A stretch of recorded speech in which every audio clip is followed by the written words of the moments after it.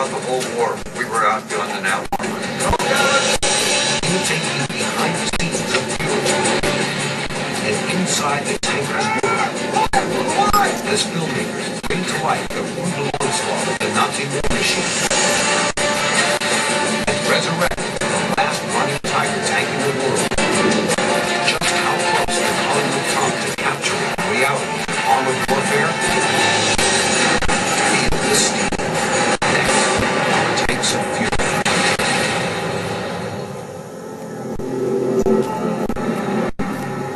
The film Fury, released in 2014 by Columbia Pictures, follows an American tank crew struggling to survive the final weeks of the Second World War.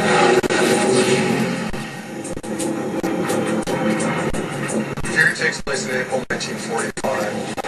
The American military is fighting in the heart of Nazi Germany, and this dying fanatical regime is doing everything it can to stop them. Of Fury's five-man crew, four have been together since the beginning of the war. The boss of the tank, the king of the tank, is War Dad. It's his tank, it's his crew. His struggle is between completing the mission and keeping his men alive. His boys have to trust him, and he has to trust himself, because those calls are going to determine who walks away and who doesn't. Bible is the gunner. Kunas is the ammunition handler and loader. The driver is Gordo.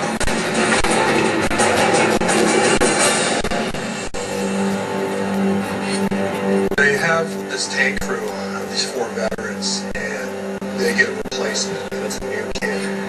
What's your name? Norman? He has to learn how to bond with the crew, learn his job, and he has one day to do it. He was told, don't get too close to anyone.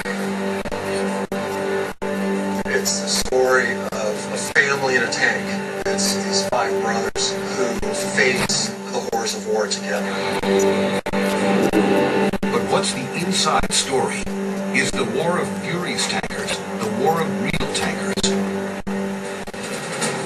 Fury's crew represents only one crew out of 232 in the U.S. Army's 2nd Armored Division. A highly decorated and seasoned outfit, hailed by General George Patton as Hell on Wheels. The backbone of the American Armored Force is the M4 Sherman tank. Shermans at the time have a mixed reputation. Some veterans call them a godsend, but others describe them as a death trap. By the spring of 1945, the 2nd Armored is pushing deep into Nazi Germany.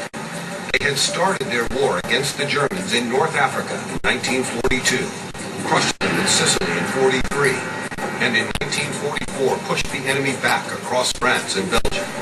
Now tankers and infantrymen, closely supported by the fighter bombers of the Army Air Force, are rolling across German turf. Racing into Germany with the 2nd Armored was 21-year-old Don Evans. Well, then, you know, it was all allied country. People come out and cheering and stuff like that. But when you went into Germany, you saw the Germans, boy, the looks you got. You know, like saying, you don't belong here. You're the enemy. By now, it's clear that the Germans will lose the war, but they won't quit fighting. The constant threat of ambush is nerve-wracking for the tankers. One particular patrol remains a difficult memory for Evans.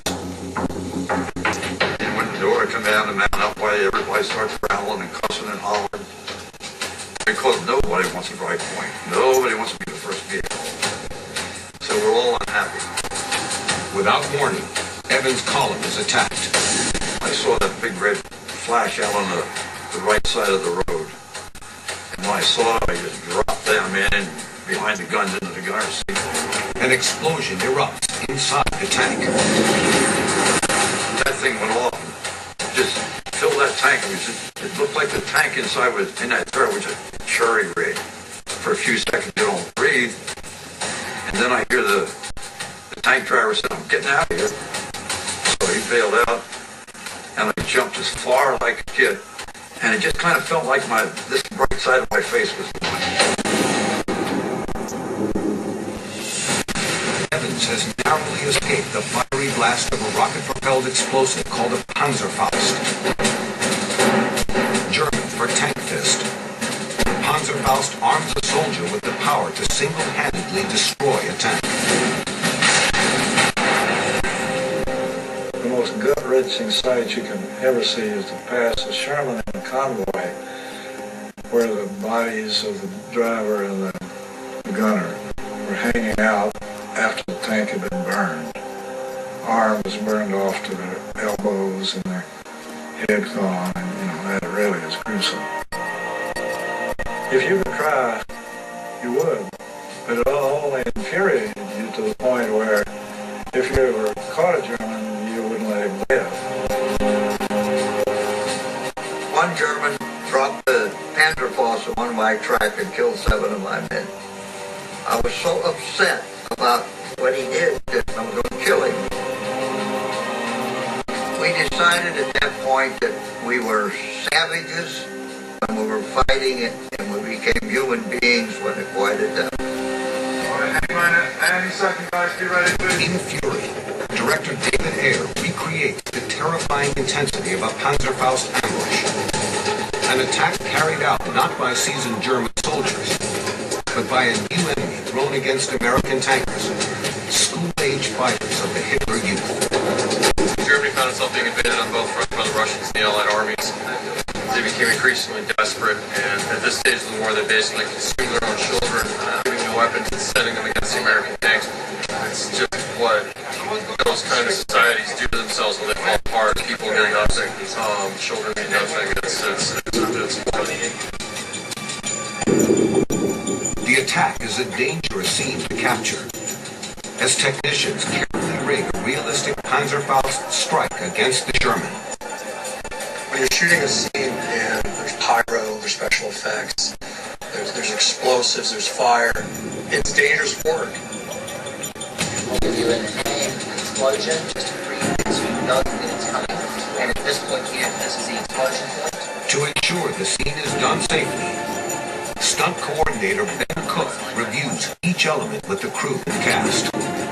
Just making sure that all our systems are in place and that everything runs smoothly.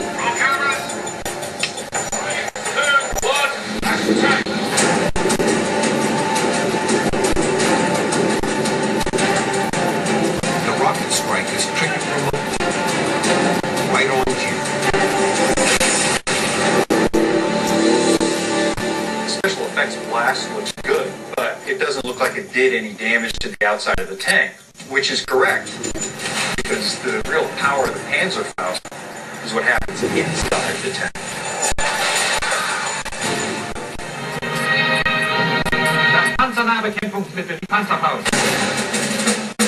The Panzerfaust's warhead is known as a shaped charge. Inside, it's mostly hollow. The explosive material inside is formed around a copper cone. When the nose of the warhead hits a target, the explosive is ignited, and the cone shape concentrates the explosive energy onto a small point. That molten jet just blasts right through the armor and sprays the inside of the true compartment with red-hot molten metal fragments.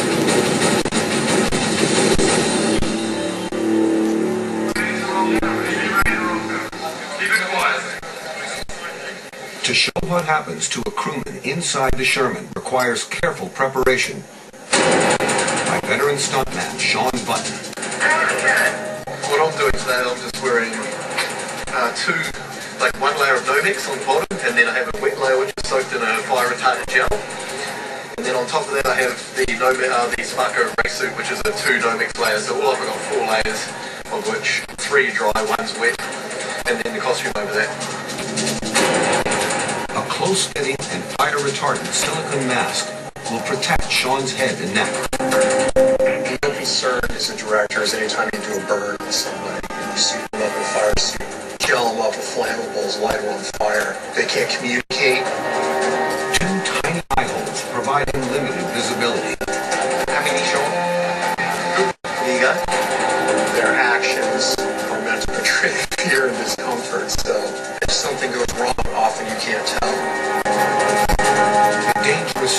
vividly demonstrates why World War II tankers so feared the Panzerfaust. Firefighters, stand ready.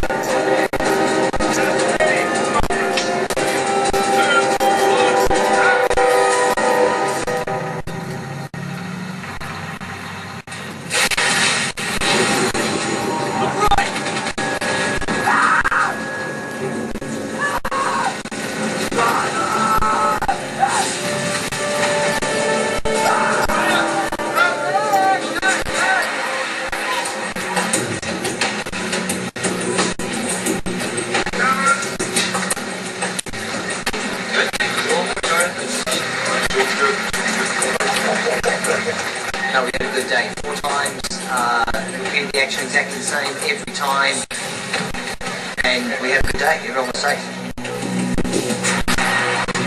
Now, the filmmakers are challenged with capturing the intense action taking place inside the cramped